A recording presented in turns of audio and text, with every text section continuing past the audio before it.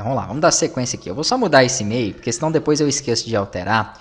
E aí quando tem alguns disparos de e-mail que vão para o administrador, né, se o aluno for testar o código e não mudar, fica chegando para o meu e-mail. Aí eu não quero isso não. Então vou colocar aqui, ó, sistemaigreja@gmail.com, crio um e-mail específico para esse projeto, e aí eu posso testar, tá, com esses dados aqui que estiverem aqui. O que importa por enquanto é que o valor que você colocar aqui será inserido, tá, em alguns registros iniciais aqui do projeto. Então assim que ele fez o teste com a conexão, serão inseridos essas informações que estarão aqui. E quais informações serão essas, né? Nós vamos trabalhar com o seguinte. Primeiro, ele vai ter que criar um usuário. Vou colocar aqui, ó. Criar um usuário e um bispo. No caso aqui, ele é o pastor presidente. Padrão. Tá? Com base nesse e-mail colocado ali acima. Isso aqui que eu coloco, // e o texto, são comentários, anotações que são feitas no código, né? Para que depois facilite quem for manipular o código aqui, entender o que foi feito em cada parte dele. Não vou fazer isso em tudo, mas no início eu gosto de fazer aqui, porque eu ensino vocês a fazerem, depois vocês podem comentar, né, dentro do código de vocês para poder facilitar essas manipulações. Então a primeira coisa que eu tenho que fazer é utilizar um comando para conseguir inserir esses dados dentro do meu banco de dados. Lembrem que eu mostrei para vocês o seguinte, toda vez que eu faço um insert, eu tinha feito aqui na tabela dos bispos, ó, vou aqui inserir, e vou inserir um só de exemplo, tá? Ele me dá um comando aqui, ó, que é o insert into, o nome da tabela, então é isso que eu preciso utilizar para conseguir começar a inserir essas informações no meu sistema. Para isso, vamos voltar aqui no código, vamos fazer o seguinte então, eu vou pegar a minha variável, tá? Que é essa aqui, PDO do banco de dados. E essa variável, ela pode receber dois métodos aqui para fazer uma execução no banco de dados, que é o prepare ou a carry, tá?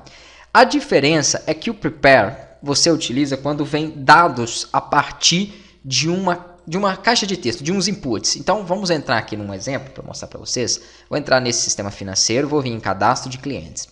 Quando eu vou cadastrar um novo cliente, eu tenho que preencher o nome, o CPF, o CNPJ dele, e-mail e por aí vai. Uma gama de opções aqui que eu tenho que preencher para poder salvar.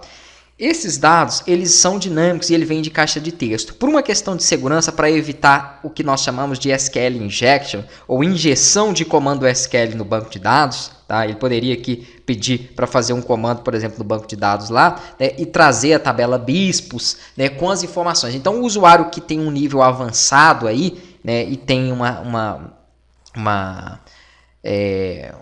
tendência a fazer alguma coisa ruim no seu sistema, ele pode injetar esses comandos.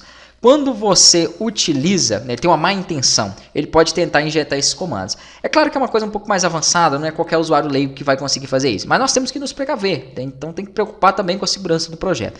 Quando esses dados podem ser injetados pelo usuário, ou seja, quando eles vêm a partir dessas caixas de texto, nós vamos utilizar sempre o prepare para poder trabalhar com os parâmetros. Porque ele faz um tratamento nesses parâmetros e se tiver esse tipo de comando, ele não aceita, ok? Quando eles não vêm, por exemplo, aqui quando eu for inserir um usuário novo, ele não vem de nenhuma caixa de texto, né? O sistema vai fazer isso de forma automatizada, então não tem necessidade de passar os parâmetros, eu posso utilizar direto o método carry. Nós vamos ver os dois já daqui a pouco na prática, tá? Então aqui eu vou utilizar por enquanto carry, porque não vem dados dessas caixas de texto, e aqui eu vou utilizar o comando que está aqui, ó, que nós acabamos de ver, que é esse insert. A diferença é o seguinte, né? Eu vou inserir primeiro esse bispo, tá? Eu não preciso aqui dentro de colocar essas aspas, ok? Sempre você vai colocar a tabela em nome minúsculo, nunca maiúsculo, e aqui não tem a necessidade dessa crase aqui, ó. Isso é só lá que ele coloca, mas não precisa de ser inserido. Então eu vou apagar tudo isso. Estou inserindo primeiro o nome dos campos. Opa! E depois vem values e vem os valores que eu vou estar lançando, né? Esses valores, eles têm que ser passados entre aspas dessa forma, né? Nesse caso, essa aspa simples, que, se eu não me engano, se chama apóstrofo, mas eu chamo ela de aspas simples, porque nós temos as duplas, que são essas aqui, e temos as simples, Tá? Ah, mas poderia ser a aspas dupla? Também poderia, não faz muita diferença aqui. O problema é que eu já tenho uma aspas duplas fora de todo o meu comando SQL. Então, ou teria que ser a simples aqui e a dupla no meio, ou teria que ser igual a duplas aqui, né, fora e a simples no meio. Nunca vai poder ser ambas as duas. Mas eu sempre vou colocar duplas e simples, ok? Porque aí você nunca confunde. Agora é o seguinte, eu tenho que passar esses dados, ó, que não vão ser esses valores. Esse foi do exemplo que eu inseri lá. E isso vocês vão ver na próxima aula.